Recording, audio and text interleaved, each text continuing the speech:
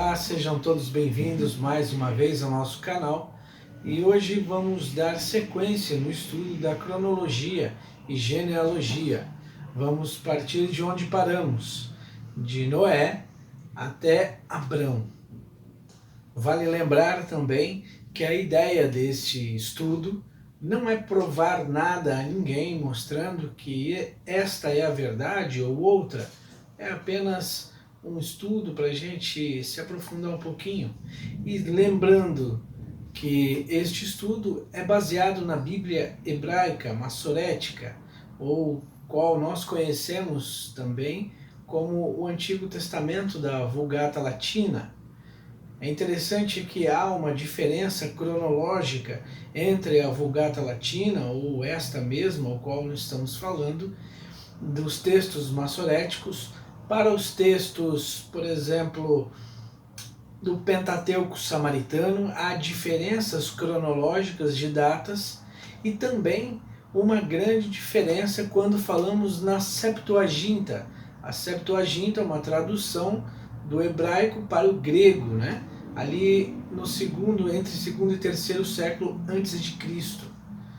Então é interessante e importante ressaltar que o que eu estou fazendo está baseado nos textos hebraicos massoréticos, tá bom? A ideia mais para frente, eu vou fazer um estudo mostrando a diferença dessas três traduções, desses três manuscritos e principalmente um estudo mostrando o porquê me baseio nesta Bíblia, nesta versão, tá bom? Vale lembrar também que eu gostaria que você se inscrevesse no nosso canal, caso você goste, dê um like e compartilhe também para que o vídeo ganhe relevância e outras pessoas tenham a oportunidade também de visualizar este vídeo, assim como outros do nosso canal.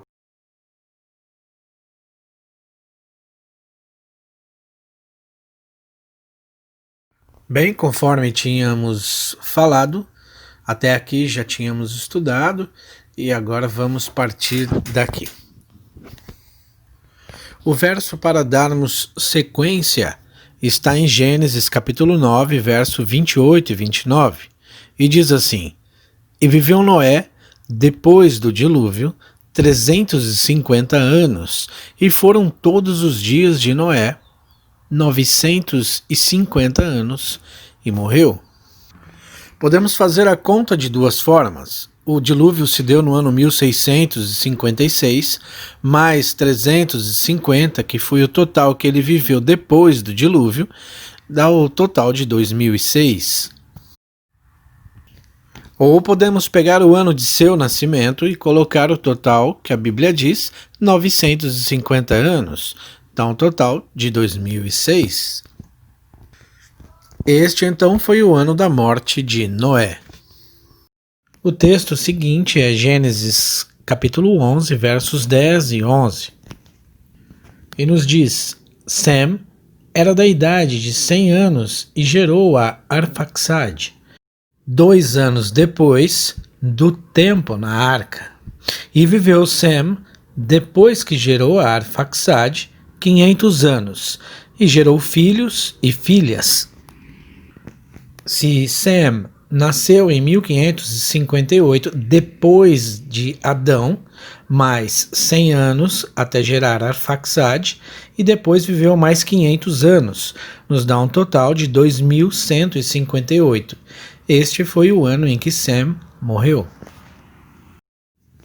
Ao subtrairmos o ano em que ele nasceu, que foi 1558, temos então 600, que é o total de anos que ele viveu.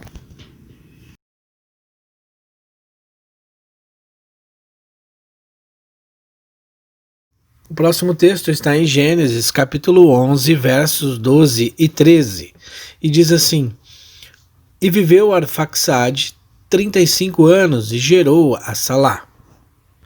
Veremos o ano que Salá nasceu. Seu pai nasceu em 1658, mais 35 anos, nos leva ao ano 1693. Este foi o ano que Salá nasceu. Na sequência, e viveu Arfaxade, depois que gerou a Salá, 403 anos, e gerou filhos e filhas. Então veremos agora o ano que Arfaxade morreu. Se ele nasceu no ano 1658, mais 35 até gerar Salá, depois viveu mais 403, isso nos leva ao ano 2096. Se subtrairmos o ano que ele nasceu, encontraremos o total de anos que ele viveu, 438, o total. Muito bem, então Arfaxade morreu no ano 2096. O seguinte está em Gênesis, capítulo 11, versos 14 e 15, e diz: E viveu Salá 30 anos e gerou a Éber. Então podemos ver o ano que Éber nasceu. Seu pai nasceu no ano 1693, mais 30 anos até gerar Éber. Então Éber nasceu no ano 1723. Na sequência, e viveu Salá, depois que gerou a Éber, 403 anos, e gerou filhos e filhas. Podemos ver agora então o ano que Salá morreu. 1693 foi o ano que ele nasceu, mais 30 anos até gerar Éber, e depois mais 403 anos, dá um total de 2126. Subtraindo o ano que ele nasceu, 1693, então ele viveu 433 anos. A sequência está em Gênesis capítulo 11, versos 16 e 17. Diz assim: E viveu Éber 34 anos e gerou a Peleg. Daí podemos ver o ano que Peleg nasceu. Seu pai, Éber, nasceu em 1723, após a criação de Adão. Mais 34 anos nos leva ao ano 1757. Na sequência, diz assim: E viveu Éber, depois que gerou a Peleg, 430 anos, e gerou filhos e filhas. Com isso podemos ver o ano em que Éber morreu.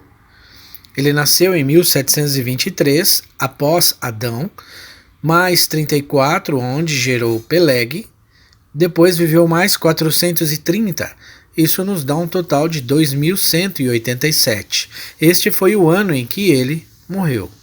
Subtraindo o ano que ele nasceu, temos um total de 464 anos, o total de vida dele.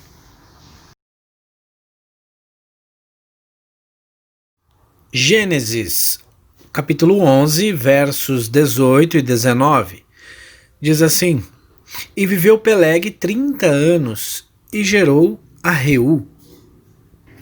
Podemos ver então o ano que Reu nasceu. Seu pai nasceu em 1757, depois de 30 anos gerou a Reu, 30, um total de 1787. Este é o ano que Reu nasceu. Seguindo, então, e viveu Peleg, depois que gerou a Reu, 209 anos, e gerou filhos e filhas. Com isso, podemos saber o ano em que Peleg morreu. Ele nasceu em 1757, com mais 30 gerou a Reu, e depois viveu mais 209. Isto nos dá um total de 1996. Subtraímos então o ano em que ele nasceu, 1757, temos o total de 239. Esse foi o total de anos em que ele viveu. Seguindo Gênesis 11, verso 20 e 21, nos diz assim: E viveu Reu 32 anos e gerou a Serug. Bem, Reu nasceu em 1787, com mais 32 anos. Então Serug nasceu no ano 1819, depois da criação de Adão.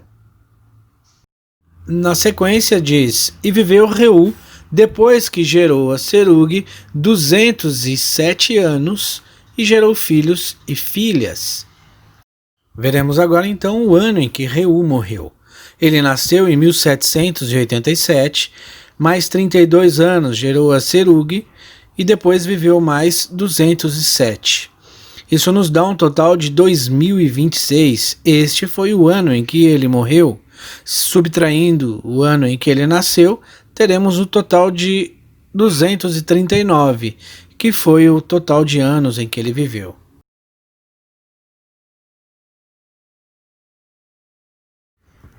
Gênesis, capítulo 11, versos 22 e 23. E viveu Serug 30 anos e gerou a Naor. Com isso veremos o ano que Naor nasceu. Serug nasceu em 1819, mais 30 anos então, 1849 é o ano que Naor nasce. Continuando então, e viveu Serug, depois que gerou a Naor, 200 anos, e gerou filhos e filhas. Bem, podemos ver o ano em que agora Serug morreu. Ele nasceu em 1819, mais 30 anos gerou a Naor, mais 200 anos que viveu depois, total de 2049. Ao subtrair o ano em que ele nasceu, 1819, teremos então o total de sua vida, 230 anos. O texto seguinte está em Gênesis, capítulo 11, verso 24 e 25, e nos diz assim: E viveu Naor 29 anos e gerou a Terá. Veremos então o ano em que Terá nasceu. Seu pai nasceu em 1849, depois da criação de Adão, mais 29 anos, um total de 1878. Este foi o ano em que Terá nasceu. Na sequência, o texto nos diz: E viveu Naor, depois que gerou a Terá, 119 anos, e gerou filhos e filhas.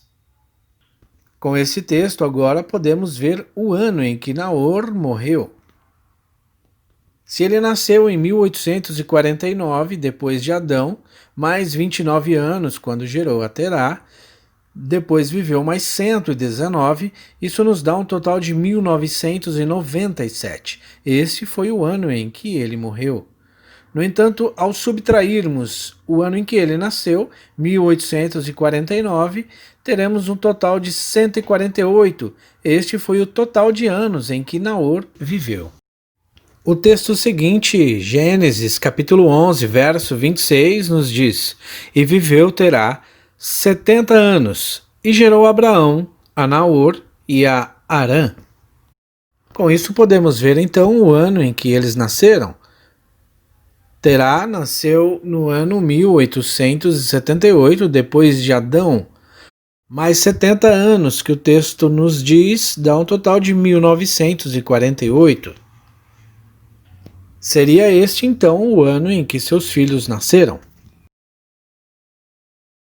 Gênesis 11:32 nos diz: E foram os dias de Terá 205 anos, e morreu Terá em Harã.